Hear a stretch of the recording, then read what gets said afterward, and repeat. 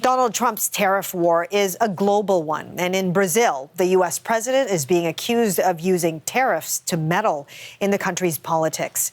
Trump is threatening a 50% levy on Brazil, and he is tying it to the country's treatment of its former president, Jair Bolsonaro.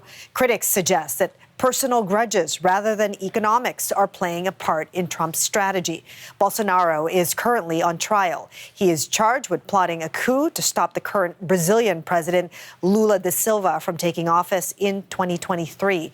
Brazil is the 15th largest U.S. trading partner. Trump says he plans to speak to Lula at some point.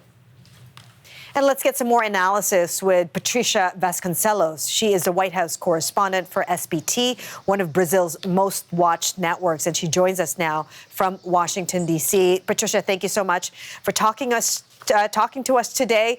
What have you heard from the people of Brazil? Well, first of all, thanks for having me. Today in Brazil, there is a huge sense of uncertainty among Brazilians to know whether those sanctions, if implemented next month, how they must affect the daily life in Brazil and the price of the products. This is a question that friends, journalists, they are frequently asking me how this might affect our daily life there in Brazil. Trump has mentioned in his letter to Brazil that one of the reasons for the tariff is the trial against former President Jair Bolsonaro, so not entirely for economic reasons. What are your thoughts on this? Well, it looks like President Trump put the cards on the table to see what happens. He might even get what he wants, but economically saying. But in the case of Brazil, his intention goes further, as you already said, and it's clear in the letter he sent to President Lula. It's clear when he talked to the press, when he spoke with us here this morning before leaving to Texas. He mentioned Jair Bolsonaro. So there are two things.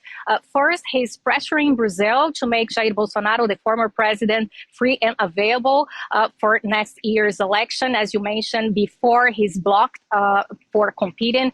And secondly, he's also pressuring the Brazilian Supreme Court in the case involving American tech companies, internet companies as Rumble and X, that received orders from the Brazilian Supreme Court to block or suspend some accounts. And this is something that Donald Trump said that is an attack of freedom of speech. So whether this pressure, using tariffs, using this economic tool, whether he's going to achieve these two goals, this is something that we yet don't know.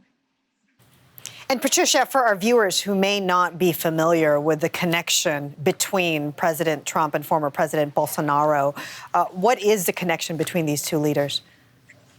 Well, when Trump was here at the White House during his first term, Jair Bolsonaro was the president of Brazil, and they met here at the White House. President Trump today said that he met Bolsonaro. He was a tough negotiator, so they met while in power during Trump's first term. And what is happening now is that one Brazilian lawmaker, he's the son of Bolsonaro, he's here at the United States, and he's in a very active way talking with American authorities, because what he say is that what is happening with his father is a political persecution, and he wants to find something related to a judge in Brazil from the Supreme Court.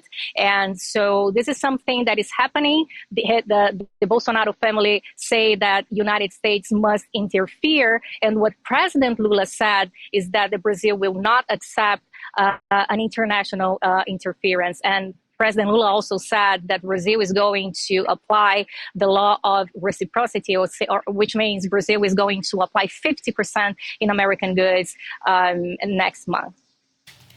And I'm curious to know whether you think that President Lula will follow through on that. He will.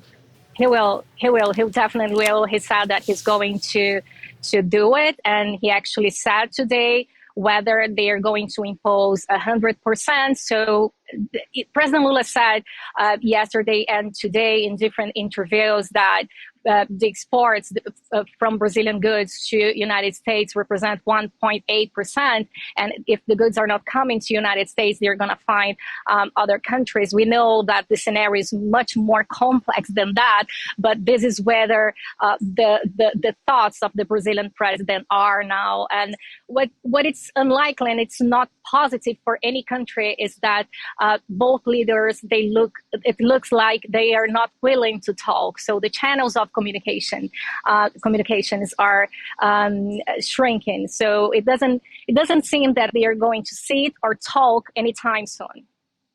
Okay, well, thank you for giving us insight on that. Patricia Vasconcelos. She's a White House correspondent for SBT. Thank you so much for joining us.